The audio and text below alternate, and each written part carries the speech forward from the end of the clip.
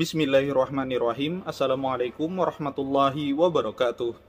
Akhir-akhir ini, keaslian para habaib itu sedang hangat diperbincangkan, bahkan menjurus kepada diragukan habib-habib sekarang yang ada di Indonesia itu benarkah memiliki darah yang murni dari Rasulullah, atau mereka itu cuma mengaku-ngaku ataupun mengada-ada. Hal ini sebagaimana terusan dari video saya sebelumnya yang ini. Nah ini, bagi yang belum nonton silahkan tonton dulu biar tahu duduk permasalahannya apa. Di video sebelumnya, saya sudah membahas tentang postingan Gus Fuad di channel YouTube beliau yang banyak memfasilitasi video-video yang berisikan ajaran untuk meragukan keaslian para habaib di Indonesia. Dan saya sendiri sudah tonton videonya. Kesimpulannya apa dan motifnya apa, tujuannya untuk apa, itu saya sudah tahu semuanya. Jadi, yang kemarin ada yang komentar ini menganggap saya hanya asal bicara saja dan cuma mengkritisi dari judul video yang di-share oleh Gus Fuad tanpa menonton videonya secara full, itu salah besar. Video itu sudah saya tonton, tahu duduk saya permasalahannya apa, yang dikritisi itu apa, itu saya tahu persis. Dan seperti yang sudah saya sebutkan juga berkali-kali di video sebelumnya, bahwa saya sangat yakin 100% kalau Gus Fuad bukanlah orang yang tidak mempercayai bahwa keturunan Nabi yang asli itu ada dan sangat banyak di zaman ini.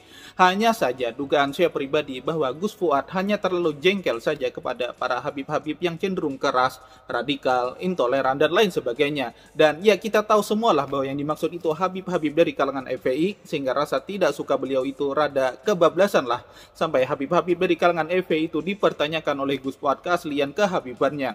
Apakah benar para habib-habib dari FPI itu mempunyai darah Rasulullah yang mengalir di tubuhnya atau tidak? Tentang hal tersebut, menurut saya pribadi, kalau memang tidak suka dengan gaya dakwah para habib-habib di FPI, silahkan kritisi kelakuannya saja. Jangan sampai urusan nasab dan keabsahan darahnya juga ikut dibawa-bawa sampai tantang tes DNA segala macam.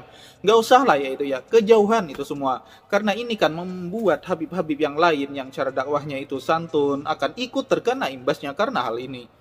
Karena habib-habib dari FPI yang dikritik ini kan juga ada yang dari bin Syihab, Al-Attas, As-Segaf, bin Sumaid, marganya, dan lain-lainnya. Di lain sisi banyak juga kan habib dari marga tersebut yang dakwahnya itu santun dan darah Rasulullah yang mengalir di tubuh beliau semua itu sama, tidak ada perbedaan. Jadi kalau mau mengkritik para habaib cukuplah kritik sifatnya saja, jangan sampai melampaui batas hingga meragukan urusan nasab para habaib. Kemudian kembali ke substansi awal, kenapa setelah menonton video yang di-share oleh Gus Fuad ini, itu membuat saya jadi semakin yakin bahwa ini memang harus ada yang mengklarifikasi dan menghadirkan perspektif lain dari ceramah Kiai Haji Imaduddin Utsman Al-Bantani yang di-share oleh Gus Fuad.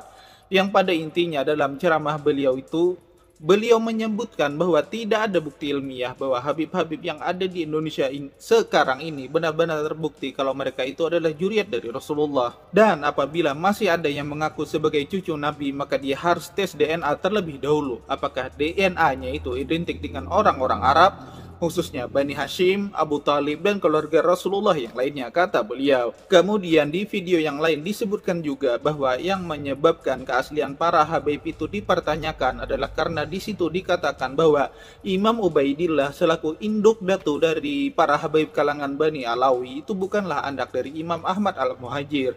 Jadi Imam Ubaidillah yang merupakan induk keturunan dari para habaib di Hadramaut sampai kemudian masuk ke Indonesia itu tidak jelas asal silsilahnya dari mana, karena tidak tercatat sebagai anak imam dari Ahmad Al-Muhajir. Nah, kurang lebih itulah yang menjadi landasan utama dari Kiai Haji Imaduddin Utsman Al-Bantani dan Gus Fuad yang mungkin menyebabkan beliau berdua ini ragu dengan keaslian para habaib di Indonesia, khususnya dari kalangan Bani Alawi yang berasal dari Hadramaut kemudian masuk ke Indonesia. Saya pribadi sebenarnya tidak ingin terlalu ikut campur dan mendebat apa yang menjadi rujukan dari Kiai Haji Imaduddin Al-Bantani tentang keaslian para habaib di Indonesia. Saya memposisikan diri sebagai orang awam saja. Selama ini kita pasti kenalkan dengan habib-habib yang besar pengaruhnya, lebih mulia dan lebih banyak pengikutnya. Contohnya saja dari daerah terdekat kita nih Indonesia, yaitu Habib Lutfi bin Yahya. Sekarang siapa nih yang berani mengatakan bahwa dia ragu dengan keaslian nasab dari Habib Lutfi bin Yahya? Yang mana kalau kita tarik sanad silsilah beliau ke atas, itu juga bertemu dengan Ubaidillah, yaitu imam yang sama dengan apa yang diragukan oleh Kiai Haji Imaduddin Al-Bantani dan Gus Fuad keabsahannya. Kemudian Habib Umar bin Hafiz, yang mana kita sudah tahu kebesaran dan kemuliaan beliau.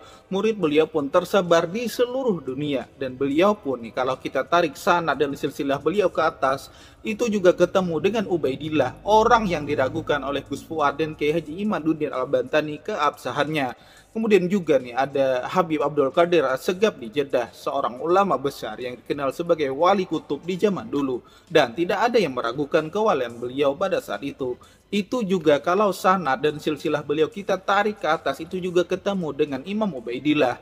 Dan juga ulama yang diakui oleh Gus Fuad sebagai panutan beliau, yaitu Abah Gurus Kumpul. Itu juga kalau kita tarik sanad beliau ke atas, itu juga ketemu dengan Imam Ubaidillah sebelum akhirnya ketemu dengan Imam Ahmad Al-Muhajir. Dan kalau misalnya kita beranggapan apa yang dikatakan oleh Kiai Haji Imaduddin Al-Bantani dan Gus Fuad tentang Imam Ubaidillah sebagai ayah dari seluruh Bani Alawi yang dari Hadramaut, itu sebenarnya tidak ada, maka itu artinya gelar Habib dari Habib Abdul Qadir As-Segaf, Habib Umar bin Hafiz, kemudian juga Habib Lutfi bin Yahya, itu tidak sah semua, atau mungkin dalam bahasa kasarnya, mohon maaf, beliau bertiga itu adalah Habib palsu. Itu pun kalau kita merujuk dari apa yang diucapkan oleh Kiai Haji Imaduddin Al-Bantani yang video beliau ini di-share oleh Gus Fuad. Dan kalau Imam Ubaidillah yang diperdebatkan keabsahannya, maka otomatis juga para habaib di seluruh dunia, sebut saja dari mereka yang bermarga As-Segaf, Al-Atas, Al-Idrus bin Syihab bin Yahya, Al-Qab, Smaid, Hashim, Al-Haddar, dan lain-lain,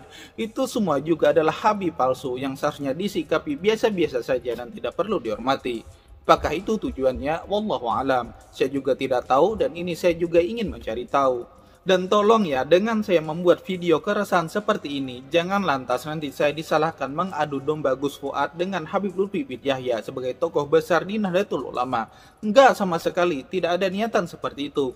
Ini murni datang dari rasa penasaran saya dan upaya untuk memberikan perspektif lain dari polemik tentang asli atau tidaknya Habib-Habib yang ada di Indonesia saat ini.